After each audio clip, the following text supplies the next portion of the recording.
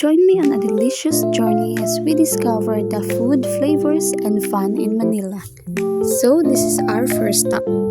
Kami ay nag-almusal sa Jaras Dinoom Restaurant malapit lamang sa Cabanatuan, Iloilo Airport. Kumain kami ng kanilang tinuom soup na mayroong native chicken at amoy mo talaga ang mabangong lemongrass.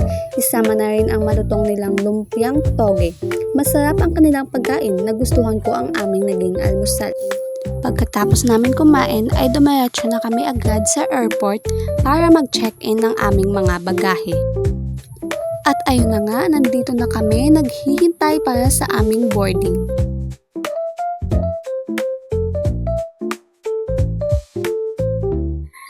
Naglalakad na kami ngayon papasok sa loob ng eroplano. At nandito na nga kami sa loob ng eroplano.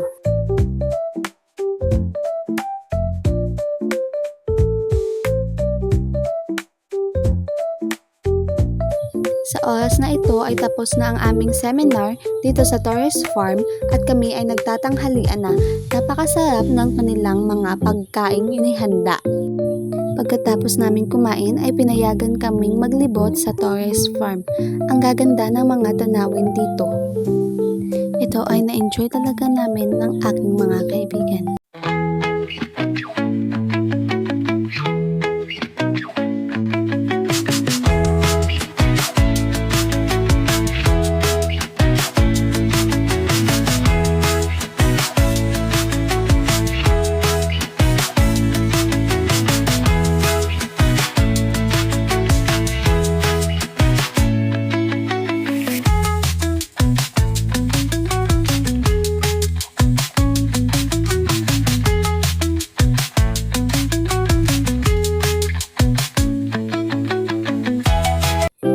After roaming around at Torres Farm, we proceed to Okada.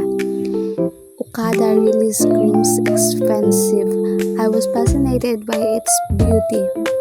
We roam around here. The tour ambassador who guide us here is really nice and so accommodating. Okada is really a big hotel. We just roam around at Okada. After roaming around, we take a rest and wait for a few minutes to start the fountain show.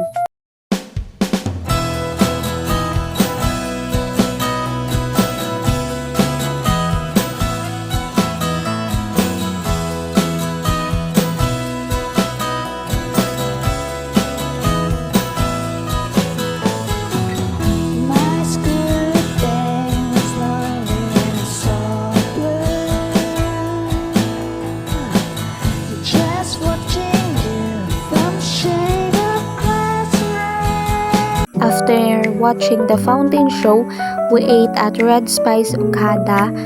Their food was so amazing. The fishball noodle soup was really got me full. I really love it. After of our dinner at Okada, we proceed to Selapads Hotel to check in.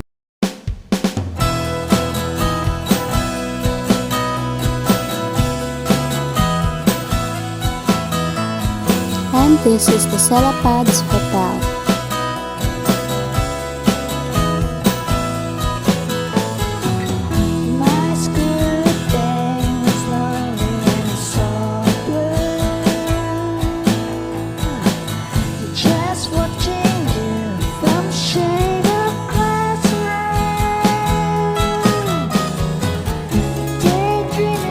Kalawang araw namin sa Manila, gumising kami ng maaga para kumain ng aming almusal. Ang aming almusal ay spam, egg, at beef tapa. Pagkatapos namin kumain, ay nagpahinga lamang kami ng kaunti at pumunta na sa bus. At ang ganda pala ng tanawin dito. Ang susunod naming pupuntahan ay Villa Escudero. At dito na nga po kami, ayan po. Ang mga tao po dito ay napaka-accommodating at ang babait po nila. Pakita ko na lang po sa inyo ang tanawin dito sa Villa Escudero at ito po ay ang museum.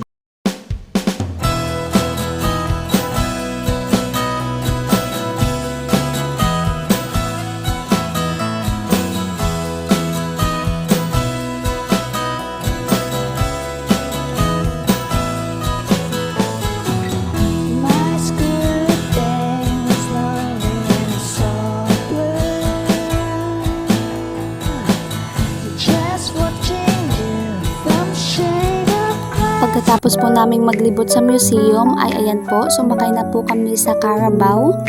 Ang aming pong sinakyan ay si Luningning. Ayan po, nililibot po namin ang Villa Escudero. Pamilihan po ito ng mga pasalubong. At dito na po tayo sa man-made waterfalls. Ayan po, ang ganda.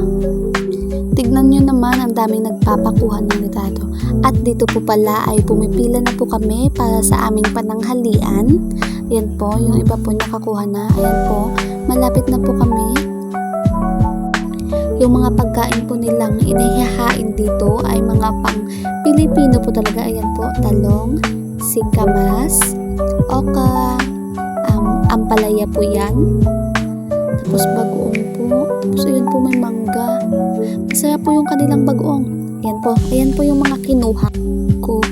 Ayan po, mayroon po tayong banana Q, pickled mango, pansit bihon, grilled pork, and grilled chicken po. And then may rice din.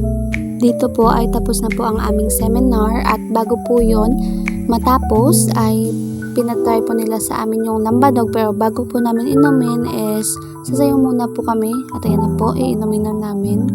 Hindi ko gusto yung lasa kasi naman hindi naman po ako umiinom. Pagkatapos namin po ay ayan po, pumunta na po kami para manood ng kanilang cultural show.